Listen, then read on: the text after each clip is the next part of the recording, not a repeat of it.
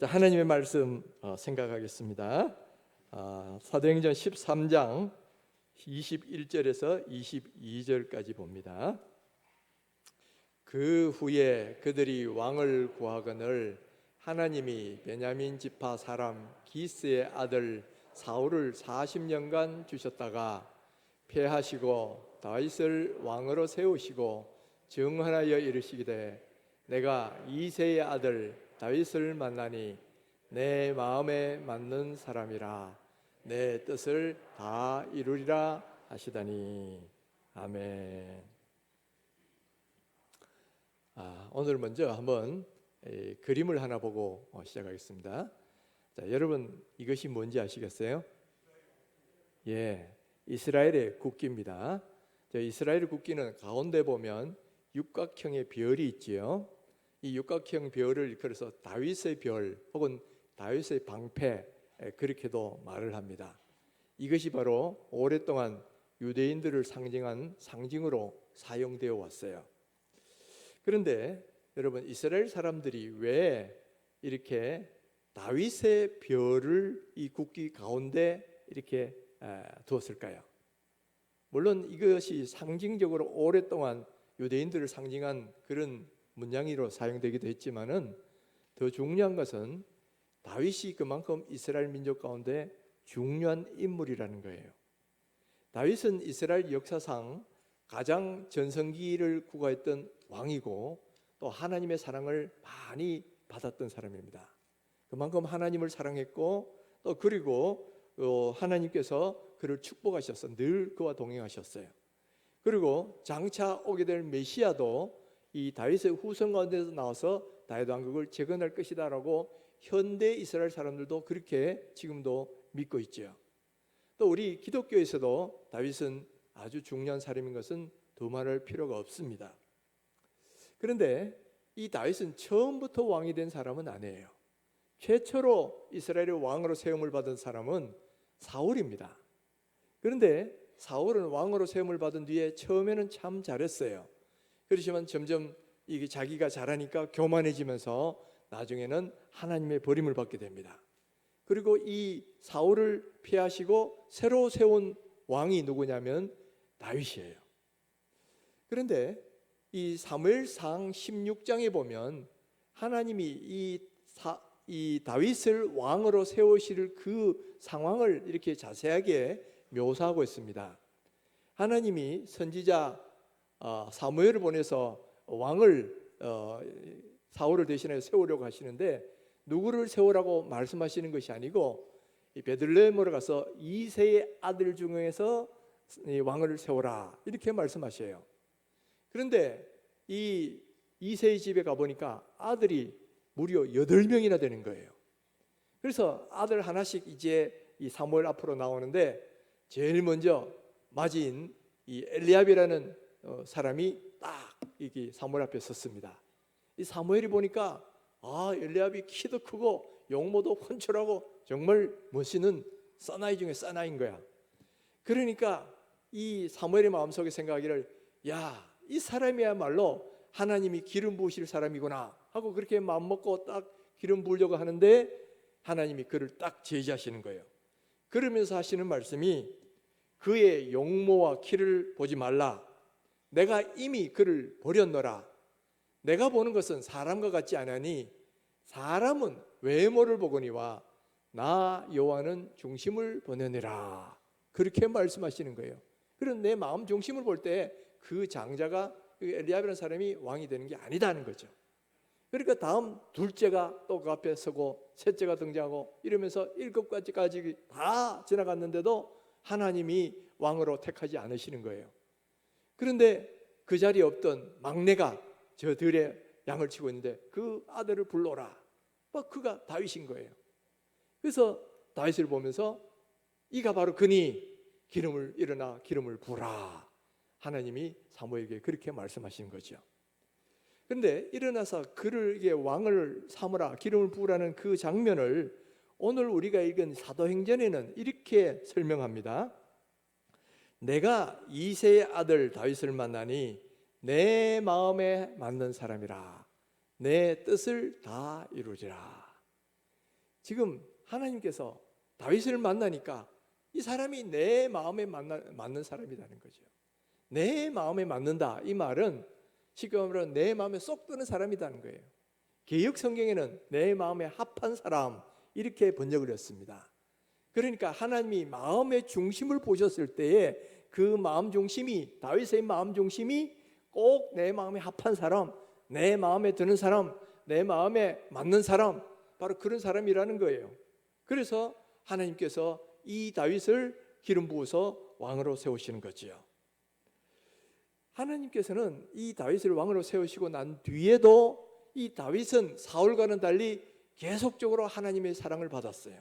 그래서 그가 어디로 가든지 늘 하나님이 함께 하셨고, 그를 통일 이스라엘 민족의 왕으로 세우셨고, 또 이스라엘 역사상 가장 위대한 그런 강력한 나라를 만들도록 그렇게 만드셨어요. 뿐만 아니라 바로 다윗의 자손 가운데서 메시아를 세워서 영적인 다윗 왕국을 만드시도록 그렇게까지 하셨지요. 하나님은 어떤 하나님이시냐 하면은 마음의 중심을 보시는 분이시다. 마음 중심 보십니다. 사람들은 주로 외모를 먼저 보잖아요. 특히 남자나 여자가 이 상대방을 만나면 뭐부터 봅니까? 외모가, 키가 얼마나 크냐, 또는 외모가 얼마나 멋있냐, 이런 걸 보고 사람을 판단하지만은, 여러분 키가 적으신 분 또는 외모가 좀 별로라고 생각하시는 분 전혀 여러분 주눅 들지 마세요. 왜냐? 하나님은 마음의 중심을 보시더라는 거예요. 하나님은 그 마음의 중심을 보시는데 왜 하나님은 마음의 중심을 보실까 하는 거예요. 우리의 모든 외적인 행위, 우리의 말, 그리고 우리의 얼굴 표정, 이것까지도 사실 다 뭐에서 나옵니까? 마음에서부터 나오는 거란 말이에요. 마음이 어떻게 되어 있느냐에 따라서 마음의 생각대로, 마음의 그 마음가짐대로 얼굴 표현에도 나타나게 돼 있고요, 말로도 표현되게 돼 있고요, 행동으로도 나타나게 돼 있더라는 거예요. 그래서 예수님께서도 말씀하시는 게, 사람의 밖에서 안으로 들어가는 것이 사람을 더럽히는 것이 아니고 사람의 안에서 나오는 것이 사람을 더럽힌다. 사람의 마음이 악하거나 이런 거다는 이야기죠.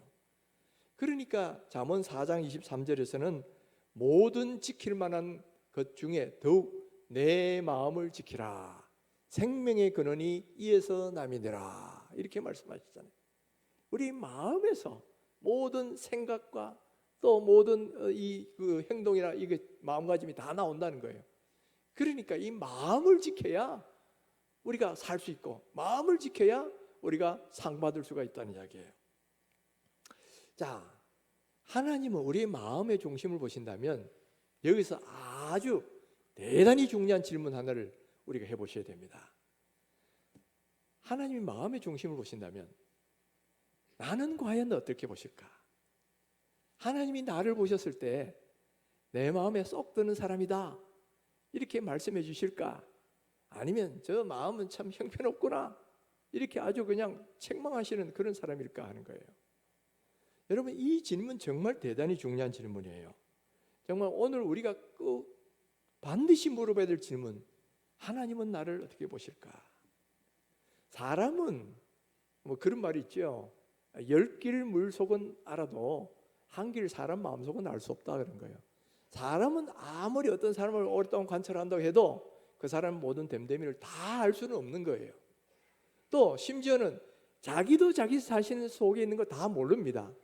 사람들은 내 무의식 속에 뭐가 들어있는지, 어릴 때 내가 어떤 상처를 받고 내가 어떤 이 기제를 갖고 내가 그 무의식 속에 지배를 받고 있는지 본인도 몰라요. 그런데 우리의 저 깊은 속까지 다 알고 계신 분은 오직 하나님밖에 없으시다는 거예요. 하나님 앞에는 어떤 것도 숨겨질 수 없고 하나님 앞에는 모든 것이 다 드러나게 되어 있어요. 그러니까 하나님은 우리의 저 깊은 폐부까지, 무슨 생각하는지까지, 혹은 우리의 무의식 속에 어떤 생각이 들어있는지 그것까지도 우리 하나님은 다 알고 계시더라는 거예요. 그러니까 중요한 것은 하나님이 평가하는 게 진짜 평가인 거야. 하나님이 우리를 판단하시는 판단이 진짜 판단이에요. 그러니까 우리는 이 질문을 물어봐야 된다는 거예요.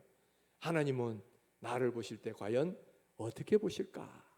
정말 내 마음 중심을 보셨을 때 하나님 마음에 든다 그렇게 보실까? 아니면 겉과 속이 다른 사람, 아니면 그것도 아니면 겉도 나쁘고 속도 나쁜 사람 그렇게 보실까? 여러분, 이거 굉장히 중요한 질문이에요. 사람들이 아무리 우리를 떠받치고 뭐 해도 하나님이 너 아니야 그래 버리면 이건 끝나는 거예요. 하나님 보시기에 올바른 사람, 하나님 보시기에 좋은 사람, 하나님의 마음에 흡족한 사람, 이런 사람이 하나님께 인정을 받는 거지, 아무리 사람들이 막 떠받쳐주고 해도 하나님 보시기에 아니면 이거는 아무것도 아닌 거예요. 그러니까 여러분, 오늘 우리는 늘 이 질문을 해봐야 됩니다. 두렵고 떨림으로, 나는 과연 하나님 나를 보실 때 어떻게 보실까?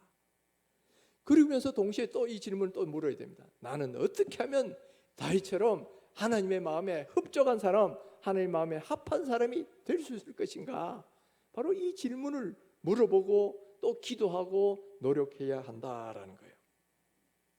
자, 그러면 다윗은 과연 어떤 사람이었길래 이렇게 하나님 마음에 합적한 사람, 내 마음에 합한 사람이라는 소리를 들을 수 있을까요?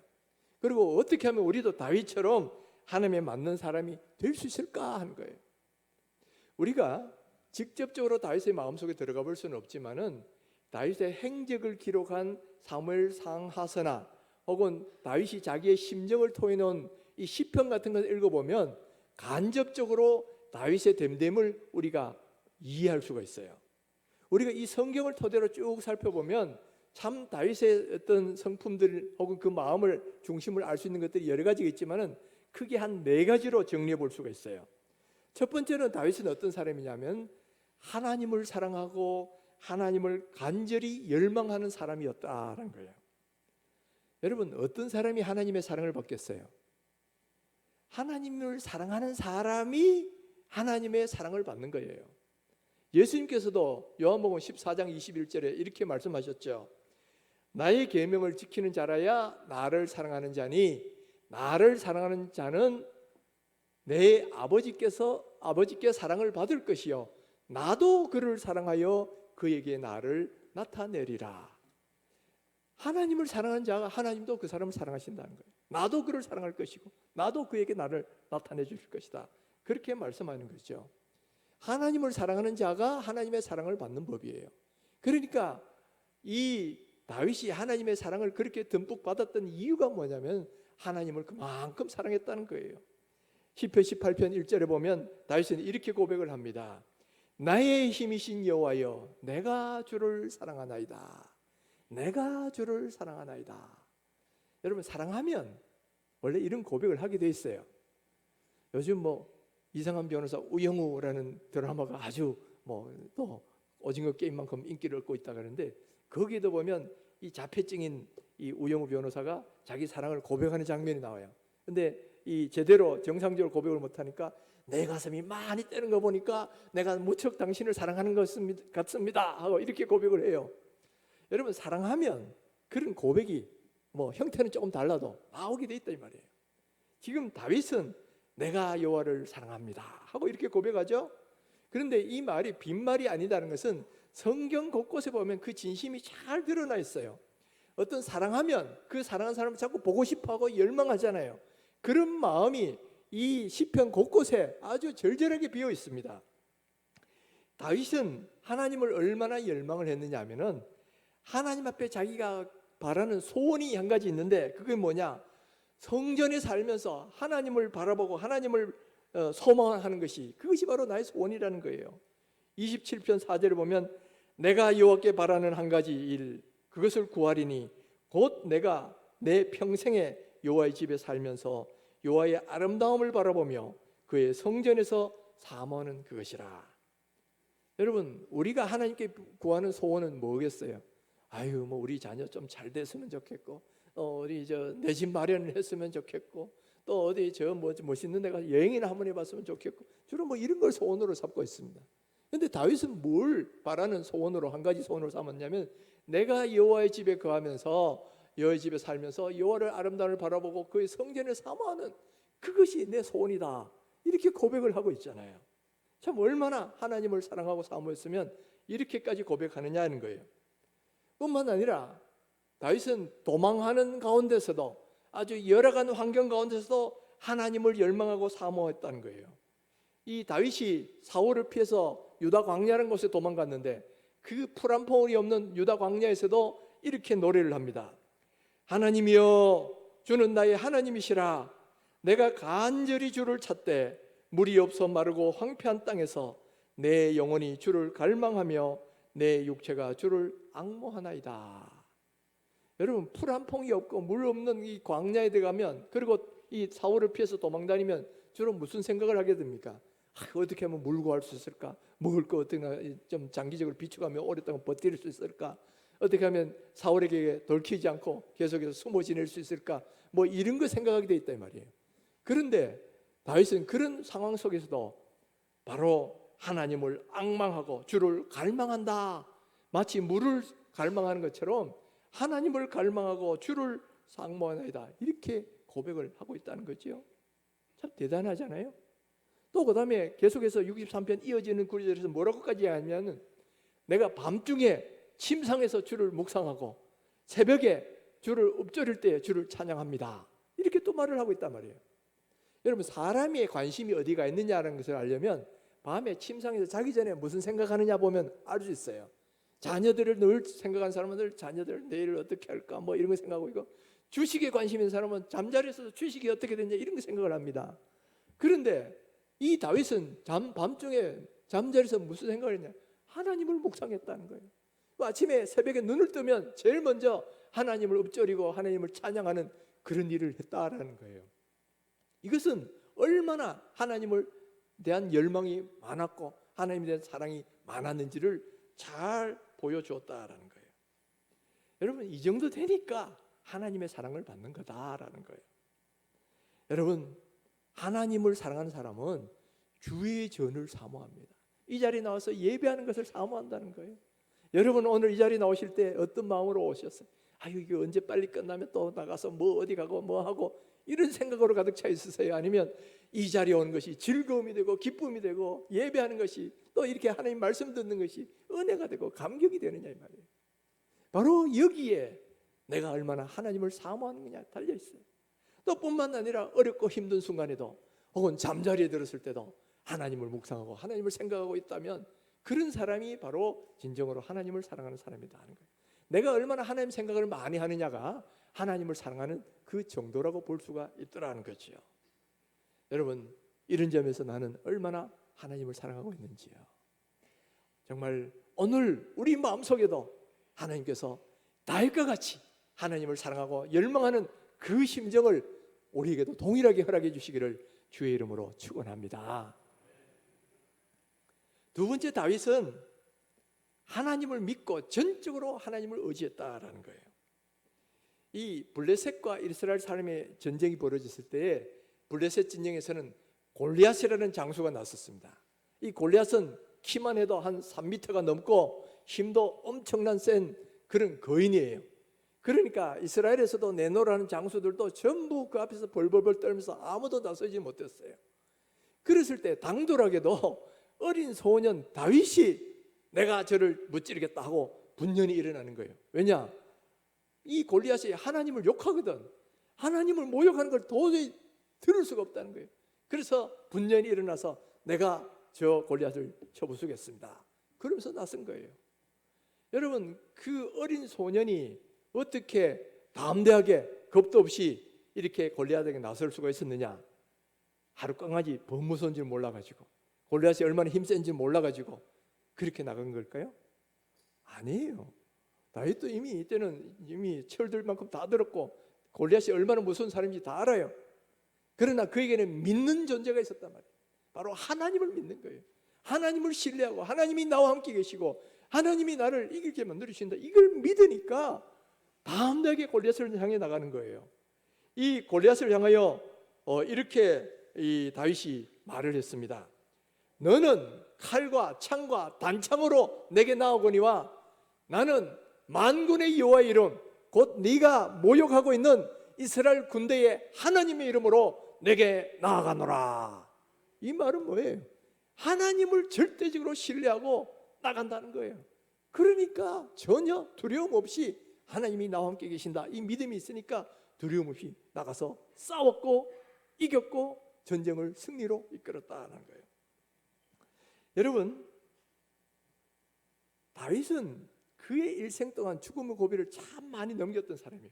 그러나 그 모든 순간에도 늘 하나님을 의지하며 살았어요. 그래서 한편으로는 이 사울을 피해서 저 한때 이 블레셋에 망명 생활을 할 적이 있었어요. 처음 망명하려니까 막 그냥 이 골리앗 죽이는 존재가 아니냐 하고 막 아주 막 오히려 그를 다윗을 죽이려고 하니까, 그때도 다윗이 뭐라고 시편에 고백을 했냐면, 내가 하나님을 의지하였은즉 두려워하지 아니하리니 사람이 내게 어찌하리요. 지금 적진 적의 도시에 들어가 가지고 아니 호랑의 아가미 속에 들어있으면서도 이런 말을 하는 거예요. 내가 하나님을 의지하는데 사람이 나를 어찌하겠느냐. 두려워하지 않는다는 거예요. 또 시편 18편 29절을 보면 내가 주를 의뢰하고 적군을 향해 달리며 또 담을 뛰어넘나이다. 그러니까 이 전쟁터라는 건 위험한 게, 적진 한 장소에서 혼자 막 싸우면 위험하잖아요. 그런데 하나님을 의지하고 두려움 없이 들어갔다는 거예요. 또 제일 위험할 때가 성벽을 뛰어넘을 때인데 하나님을 의지하고 담을 뛰어넘었다는 거예요. 두려워하지 않았다는 거예요. 또 시편 23편 4절을 보면 내가 사망의 엄청한 골짜기로 다닐지라도 해를 두려워하지 않을 것은 주께서 나와 함께 하심이라. 주의 지팡이와 막대기가 나를 안위하시나이다. 그러니까 그 수많은 사망의 엄청난 골짜기, 죽음의 고비를 넘겼어도 나는 조금도 두려워하지 않았다. 왜냐하면 주께서 나와 함께 계심을 내가 믿었기 때문에. 여러분, 여기서 알 수 있는 것은 진정한 믿음은 우리 가운데서 두려움과 염려를 다 사라지게 만드는 거예요. 내가 내 마음에 두려움이 있다, 이 말은 뭐냐면 하나님을 믿는 믿음이 없거나 약하다는 말이에요. 반대로 내 마음이 담대하고 두려움이 없다는 말은 하나님을 절대적으로 신뢰하고 있다, 그런 말이에요. 그러니까 여러분, 두려움과 믿음은 상극입니다. 하나님을 믿는 믿음이 있으면 두려움이 사라지게 되고요, 내가 두려움이 있다는 것은 하나님을 믿는 믿음이 그만큼 약하다는 이야기예요. 그런데 다윗은 그 수많은 죽음의 고비에서도 사람을 두려워하지 않고 하나님을 믿고 담대하게 나갔어요. 골리앗 앞에서도 담대했습니다. 저게 그 도시에 가서 포위가 됐을 때도 담대했습니다. 그리고 적진을 향해 들어갈 때도, 성벽을 뛰어넘을 때도 늘 담대할 수 있는 이유가 하나님이 나와 함께 계신다, 하나님이 나를 지켜주신다, 이 믿음을 철저하게 붙들고 자기 자신의 인생을 맡겼기 때문에 이런 담대함이 생기고 이런 평안함이 있더라는 거지요. 여러분, 하나님께서 이렇게 자기를 전적으로 믿고 의지하는 사람 어찌 사랑하지 않겠습니까? 하나님은 자기를 전적으로 신뢰하고 의지하는 사람을 사랑하셔요. 그리고 그 사람의 인생을 전적으로 책임져 주셔요.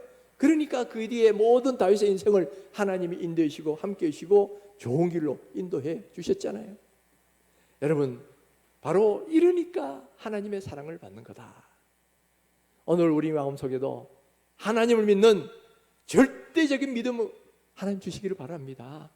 하나님 믿을 때 두려움이 전혀 없는 거예요. 하나님이 나와 함께 계신다, 하나님 내 인생 책임지신다, 이 믿음을 굳게 붙들면 어떤 상황에서도 두려움이 없다. 오늘 이 두려움 없는 믿음, 전적으로 하나님을 신뢰하는 믿음, 이 믿음 오늘 우리들에게도 동일하게 주시기를 주님의 이름으로 축원합니다. 세 번째, 다윗은 어떤 사람이냐면 정직하고 순결한 사람이었다. 열왕기상 15장 5절을 보면 다윗을 이렇게 평가하는 내용이 나와요. 이는 다윗이 햇사람 우리아의 일 외에는 평생에 여호와 보시기에 정직하게 행하고 자기에게 명령하신 모든 일을 어기지 아니하였음이라. 그럼 평생에 하나님 앞에 정직하게 행했다는 말이에요. 정직했다는 것은 하나님 앞에 뭐 숨기고 하나님 앞에 지 맘대로 이렇게 하고 이런 것이 아니었다는 거예요. 늘 하나님 앞에 산다는 거, 이 투명하게 살았다는 이야기입니다. 그런데 이 다윗은 늘 하나님 앞에 정직한 사람이 대명사였기 때문에 그 다음에 나오는 열왕들을 평가할 때 늘 기준점이 된 사람이 다윗이에요. 그래서 뒤에 아사왕, 히스기야, 누구 나오는데 그들을 평가할 때 늘 평가 기준이 뭐냐면 다윗처럼 정직했고, 다윗처럼 정직하지 않았고, 이렇게 평가를 하고 있더라는 거예요. 그만큼 다윗은 정직의 사람이었다라는 겁니다. 뿐만 아니라 다윗이 얼마나 정직하고 순결한 걸 중시했는지 그가 쓴 24편의 시편에도 잘 드러나고 있어요. 여호와의 산에 오를 자 누구며 그의 거룩한 곳에 설 자가 누구인가? 곧 손이 깨끗하며 마음이 청결하며 뜻을 허탄한 데 두지 아니하며 거짓 맹세하지 아니하는 자로다. 여러분, 여호와의 성산에 설 사람, 자격이 있는 사람이 누구라 그랬죠? 청결하고 정직한 사람, 이런 사람이 하나님의 성산에 설 사람이 선 자격이 있다는 거예요. 그러니까 다윗은 이 사실을 잘 알기 때문에 늘 하나님 앞에 가식 없는 자세로, 정직한 자로 서려고 노력을 했다는 거예요. 여러분, 이 가식의 대명사 그러면 누굽니까? 이 마음이 순결하거나 정직하지 못하고 겉으로만 이 그럴듯하게 꾸미려고 했던 그런 사람들이 있었죠. 바로 바리새인입니다. 그래서 예수님이 일생 동안 바리새인들을 굉장히 책망하고 계속 그들을 경계하셨는데 그 이유가 뭐냐면 하나님 앞에 정결하고 순결하게 정직하게 살지 않았기 때문에 그래요. 사람들 보이기에는 그럴듯한 것 같으면서도 그 속은 형편없었고 또 그 하나님 앞에 설 때 모습은 전혀 아닌 거예요. 그러니까 예수님은 그 바리새인들의 외식을 그렇게 꾸짖고 책망하신 거예요. 반대로 하나님이 다윗을 사랑하셨던 이유는 다윗이 하나님 앞에 정결하게 살려고 했고 정직하게 살려고 했다는 말이에요. 바로 하나님 앞에 정직하게 살려고 했다는 말이 옛날 종교개혁자들이 말한 코람데오라는 말이에요. 하나님 앞에서 산다. 바로 그 말이 그 말이에요. 여러분, 다윗은 늘 정직하게 살려고 노력했어요. 그런데 이 말은 죄를 안 지었다는 말이 아니에요. 죄를 지을 때도 어떻게 했냐면 그 죄에 대해 애통해하면서 그 죄에 대해 고통스러워하면서 그 죄를 회개할 줄 알았다는 거예요. 여러분, 죄를 많이 짓는 이런 사람들은 이 죄를 지어도 무감각합니다. 이미 옷이 다 더러워진 사람은 거기에 먼지가 하나 더 묻어도 별로 신경 안 쓰이죠. 마찬가지로 하나님 앞에 죄를 많이 지은 사람들은 죄를 지어도 별로 애통한 마음도 안 생기고요, 덤덤한 거예요. 그러나 마음이 깨끗하고 순결한 사람일수록 죄를 지으면 그 죄가 너무나 크게 느껴지고 내 죄책감이 너무나 오고 그 죄에 대해 안타까운 마음이 드는 거예요. 그 다윗도 죄를 짓고 난 뒤에 이렇게 그의 마음을 토로했습니다. 마음에 간사함이 없고 여호와께 정죄를 당하지 아니하는 자는 복이 있도다. 내가 입을 열지 아니할 때 종일 신음함으로 내 뼈가 쇠하였도다. 그 죄 지은 것, 이게 하나님께 고백하지 않고 그냥 마음속에 있을 때 얼마나 괴로웠던지 뼈가 쇠할 정도로 내 뼈가 가물에 마름같이 되었다이다. 이렇게까지 표현을 하고 있잖아요. 그 죄에 대해서 그만큼 가슴 아파하고 안타까워하고 그에 대해서 하나님 앞에 애통해하면서 회개하는 그런 모습이 있는 사람이 바로 마음이 깨끗하니까, 정직하니까 그런 태도가 나올 수가 있다라는 거예요. 여러분, 내가 죄를 짓고도 별로 애통한 마음도 없고 회개할 마음도 안 생기고 그거 정말 영혼이 중증병이 든 거예요. 정말 그거 심각하게 생각하셔야 됩니다. 죄를 지을 때 내 마음이 애통함이 생기고 내가 정말 죄를 지었구나는 안타까움이 들어야 그 사람의 마음이 깨끗하고 정직한 사람인 거예요. 오늘 여러분, 우리의 마음도 이 다윗과 같은 그런 마음 주시기를 바랍니다. 예수님이 왜 바리새인들을 그렇게 꾸짖고 책망하셨겠어요? 너희는 바리새인의 누리를 조심하라, 그런 이유가 뭐겠어요?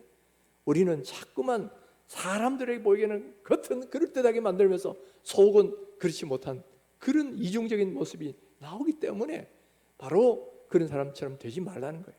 하나님 앞에 사는 사람은 하나님 앞에 정직한 거예요. 하나님 앞에 순결하게 살려고 노력을 하는 거예요.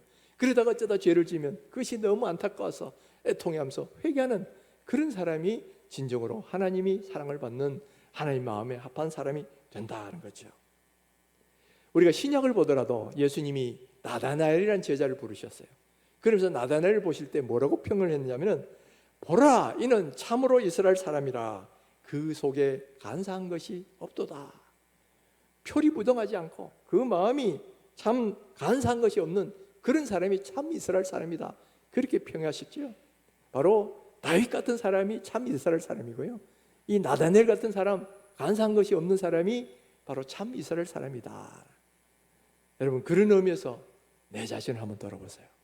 나는 하나님 보시기에 참 이스라엘 사람인가? 참 성도인가? 내 마음에 간사한 것이 없고 내 마음이 정직하고 하나님의 순결하게 사는 그런 사람일 때 바로 이런 하나님의 그 칭찬을 받을 수 있을 거예요. 오늘 우리들 마음 가운데도 하나님께서 정말 정직한 마음, 순결한 마음, 간사한 것이 없는 마음, 깨끗한 마음 주시기를 바랍니다. 성령께서 오늘 이 시간 우리의 마음을 깨끗이 씻으시고 늘 이런 마음으로 하나님 앞에 설 수 있는 사람 되시기를 주님의 이름으로 축원합니다. 자, 마지막으로 다윗은 어떤 사람이냐면은 하나님의 은혜를 아는 사람, 그래서 그 은혜에 감사할 줄 아는 사람이었다라는 거예요. 여러분, 다윗과 사울의 차이점이 여러 가지가 있지만 가장 큰 차이점을 이야기하라면 이거예요. 사울은 처음에는 참 겸손했습니다. 사울도 처음에는 하나님을 사랑했고 하나님 말씀대로 순종했어요. 근데 하다 보니까 성공을 거두니까 점차 교만해지는 거예요. 이것이 내 힘으로 된 것이냐, 자기 이름을 자꾸 드러내려고 하는 겁니다. 그러다 보니까 하나님 말씀이 자꾸 불순종이 되고 자기 교만해지는 그런 길로 가버린 거죠. 근데 다윗은 물론 순결하고 겸손했기 때문에 하나님의 부르심을 받았지만 이 마음을 끝까지 유지했다는 거예요. 끝까지 하나님 앞에 겸비했어요. 겸비했던 가장 큰 표시가 뭐냐면 하나님의 은혜로 말미암아 내가 이렇게 되었구나, 이걸 깨닫고 감사하는 거예요. 이 다윗은 이런 고백을 합니다. 사무엘하 7장 18절에 하나님이 그에게 축복 많이 주셨을 때 이런 고백을 했어요. 주 여호와여, 나는 주 누구이오며 내 집은 무엇이기에 나를 여기까지 이르게 하셨나이까. 이 말은 한마디로 하면 나는 부족한 사람인데 전적으로 하나님의 은혜로 말미암아 내가 오늘 이 자리에 이르렀습니다. 하나님, 내가 무엇이길래 우리 집안 이렇게 별볼을 없고 나도 별볼을 없는 사람인데 하나님 이렇게 나를 이 자리에 이끌어 주시니 이건 정말 은혜요, 감사합니다 하고 은혜에 감사하더라는 이야기죠. 여러분, 하나님의 은혜를 아는 사람이 겸손해지는 거예요. 겸손한 사람이 모든 것이 다 하나님의 은혜라는 걸 알고 감사할 줄 아는 거라는 거예요. 그러니까 나중에 말로만 한 것이 아니고 그것을 행동으로 보려고 했죠. 그 어느 날 보니까 자기는 이 화려한 궁전을 사는데 하나님의 법궤는 저 휘장 속에 여전히 머무르고 계시다는 거예요. 가슴이 아픈 거예요. 그래서 하나님이 나에게 이렇게 은혜 주셨는데 내가 하나님 위해서 무슨 일을 할까 생각하다 보니까 하나님 위해서 성전을 짓자, 그래가지고 성전을 지으려고 하는 거예요. 하나님은 비록 다윗에게 그 성전 짓는 걸 허락하지 않으셨지만은 그 마음을 귀하게 보신 거예요.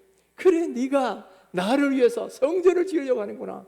그 마음이 너무 귀하다는 거예요. 그러니까 하나님이 그에게 더 큰 축복을 주셔요. 앞으로 네 나라는 영원하도록 만들어지고 네 후손에서 메시아가 나오게 해주겠다. 그런 약속까지 이 다윗에게 허락해 주신다는 거예요. 하나님은 어떤 분이시냐? 사무엘상 2장 30절에 보면 하나님을 존중히 여긴 자를 하나님도 존중히 여기시고 하나님을 멸시하는 자를 하나님도 경멸하리라, 그렇게 말씀하셔요. 하나님을 존중히 여기는 사람 하나님 존중히 여기셔요. 하나님을 사랑하는 사람 하나님도 사랑해 주셔요. 하나님을 위해서 뭔가 이렇게 기쁨으로 드리려고 하는 사람 하나님 그에게 더 큰 감사의 제목으로 갚아주신다라는 거예요. 다윗이 이렇게 하나님을 향하여 성전을 지으려고 하니까 하나님 그 마음 귀하게 보시고 이렇게 더 큰 축복으로 채워주시는 거죠. 2달 전에 제 아들이 취직을 했어요. 취직을 하더니 이제 한 달 열심히 일하니까 이제 첫 월급을 받죠. 그래서 저 월급값 뭐 하나 뭐 그런 생각하고 있는데 보니까 나하고 상의도 안 하고 다 하나님께 첫 열매 하나님께 드립니다 하고 딱 바치더라는 거예요. 그래도 좀 뭐 안 해. 근데 두 번째 달이 됐어요. 또 월급 받았어요. 그러더니 이번에는 그 월급을 가지고 저한테 가져오는 거예요. 아버지 어머니 이 돈 가지고 좋은 데 여행도 하시고 맛있는 거 사드세요, 그런 거예요. 야, 이 돈 네가 더 필요하지 않냐? 앞으로 뭐 결혼 준비도 해야 되고 뭐 지금 적금도 들어야 되고 얼마나 더 필요한 게 많은데 내한테 가져오냐? 그러니까 아유, 저 앞으로 이제 계속 월급 받잖아요. 이때까지 이 월급 받을 때까지 계속 어머니 아버지가 나를 이렇게 도와주셨는데 그래도 첫 월급은 이렇게 하나님께 드리고 두 번째는 부모님께 드린 게 맞다고 생각해서 가져왔어요. 제가 얼마나 감동했는지 몰라요. 아유, 진짜 철이 들었구나. 그러니까 걔가 내한테 준 것보다 더 많은 걸로 주고 싶은 거 있죠? 여러분도 그렇지 않겠습니까? 여러분 자녀들이 만약 그런 모습을 보인다면 더 많은 걸 주고 싶어 하시는 거예요. 우리 하나님 마음도 똑같다. 하나님께 이렇게 뭔가 감사하고 은혜를 알고 뭐 하면 하나님 그보다 더 좋은 거로 탁 주시는 거다는 거예요. 그러니까 이런 마음을 가진 이 기특한 마음을 가진 다윗이 하나님만 보시기는 내 마음에 쏙 든다, 하나님 마음에 합한 사람이다, 이렇게 말씀하지 않겠습니까? 여러분, 하나님은 하나님을 사랑하는 사람을 사랑하셔요. 하나님을 존중하는 여기는 사람 하나님 높여주셔요. 하나님께 감사하는 자에게는 더 큰 감사의 제목을 주시는 거예요.